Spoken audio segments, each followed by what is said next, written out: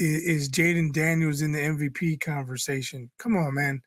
Yes, he did throw for 82% or did complete 82% of his passes, and he's the first rookie quarterback to do that in his first 4 games.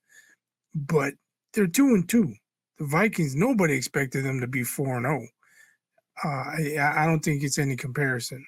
So I just think that shit is silly. He's not in the MVP conversation at the moment, anyway.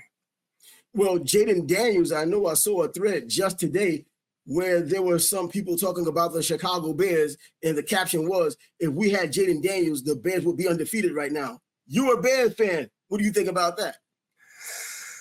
I wanted Jayden Daniels instead of Caleb Williams, but we both wanted that. And I'm not even a Bears fan. I don't know if he'd be able to perform because of the Bears' offensive line. I do think he's better than Caleb Williams, but I don't know if he'd be able to perform well behind that line. It's not like Caleb's back there and has time to throw and can pick and choose whoever he wants to, and he's just missing passes. He's under duress. He's under pressure. They're the 8th most pressured team in the league. And also the first 3 weeks, they had him drop back 60 passes. 60 times against who they played week 2, or whoever it was, or week 3. You don't put a rookie quarterback in the game to pass 60 times. Come on, man. So there's coaching involved. There's a poor offensive line involved. Would he play better?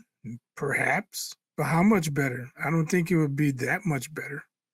Now, what I want to know is how good is that Washington offensive line? We knew Jayden Daniels was one of these quarterbacks that could move around, buy time for himself, and he had that knack to throw the ball and get himself out of trouble.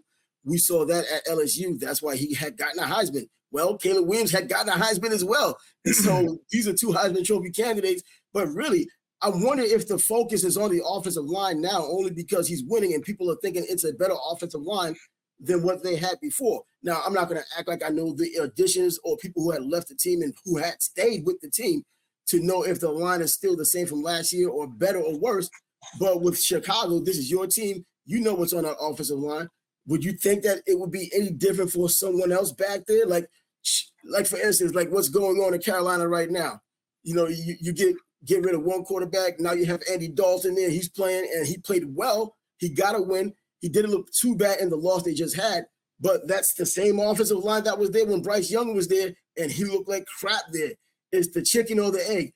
And Bryce Young is the chicken, the egg is the cracked offensive line, or is it just Bryce Young is the problem? Andy Dalton did something with it, tried to do something more with it the last time out. Chicago, if they had another quarterback, would they be any different? It's hard to say when you bring up the Carolina situation, because those are 2 players in the same season with the same exact team. Mm-hmm. All I can refer to is Justin Fields last year. And Justin Fields was under pressure a lot. And the Bears still haven't corrected that. Their new quarterback is under pressure a lot. Yeah. As I mentioned, they're the 8th most pressured team in the league, as opposed to the Redskins, who I think are like the 9th least pressured team in the league. So that tells you the difference in the offensive line play right there. Man, well, we'll get to see as these games play out, because they always play out when we get the answers. This is still the early but let me add too, because I watched Chase Daniel. He breaks down the film.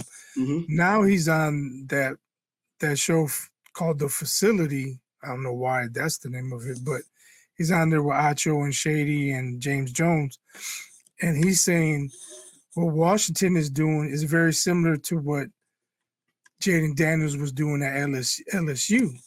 So he hasn't had to learn much. Not that he can't read defenses, but they're doing things that he's familiar with. So it's easier for him. He doesn't have enough doesn't have a lot of things on his mind that he's not already thinking about, as opposed to Caleb Williams, who comes with Shane Waldron, and he has this huge playbook, and he's got to look at this and think about that and move this guy over here. And he's saying Caleb Williams is thinking too much. They have to dumb it down. And he used an example. He had a sheet of paper. He said, "This is the size of the playbook for the Washington Redskins right now. Now, as long as the OC and Jayden Daniels will be together in 5 years, it will be grossly expanded. But for now, they're keeping it simple, as opposed to what the Bears are doing. They got this huge playbook, and they expect Caleb Williams to know everything, but he's not ready for it." Yeah, being the first pick overall. Being the first pick overall, meeting all the measurables they thought they needed for the first pick overall, and expecting too much. Does this go back to coaching now? They don't know how to nurture one of these young quarterbacks that's supposed to be a prodigy, whereas it seems that Jayden Daniels may be the prodigy. Now, he's not going to complete over 80% of his passes for the season. No one ever has. Even the greats haven't done it for the long term. But to start off like that, and if you watch the games, because I'm one of these types that does not like to fall completely on the stats, only because you have to watch the games and see how those numbers became. You can just dump bubble screens off, and if you have better athletes, the numbers will look great at the end of the day. And you look at an 82% completion rate, and you'll think, damn, this guy played really well, when it was bubble screens and great athletes making the bigger plays, getting 5-yard pops and hitches. And no, that dime he threw last week to win the game, he had dude all in his face. He dropped the dime for the game-winning touchdown. That's all he's doing. That's all you need to see he's for real. Oh yeah, he's for real in terms of that. I'm saying when you look at the numbers and knowing that you can get carried away thinking, yeah, he's doing 82% right now, you kind of get used to seeing that. Or even if he doesn't completely stay at 82, maybe going to 78, when he finally has what is considered a slump from what he's doing, it's pretty much what normal people at his stage in his career would do. It's better than what anything Trevor Lawrence has done up until now, and he's in his 4th season. We're looking at this kind of a rookie, and you're kind of in awe of what he's doing, but I want to get deeper into the numbers. We see a play like that. We know what he had done. We saw the same thing to a degree with CJ Stroud last season when he was picking defenses apart and calmly going down 2-minute offenses and winning games that way all the way into the playoffs, making it happen, still continuing this year. But yeah, Jayden Daniels, I think he's the truth. There's a reason why we were thinking about him more than thinking about Caleb Williams as being the number 1 pick overall. But, they are where they are right now. I'm still thinking Jayden Daniels is what Washington needed.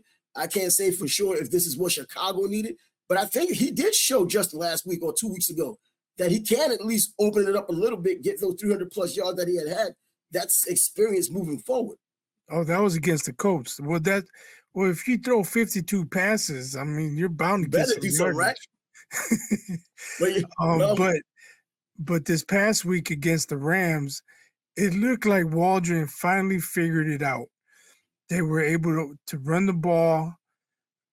They protected Williams better, I think, because they were able to run the ball. Now you can run play action, and guys can't just pin their ears back and rush the quarterback. So that made a huge difference. But why I say I think they kind of figured it out is because they changed their formations. Now he busted out I formations. He was out of the gun, just doing things differently to help the run game. So hopefully that's an indication that they figured it out. They found some success, and hopefully they can build upon it, because what they were doing before wasn't working, obviously.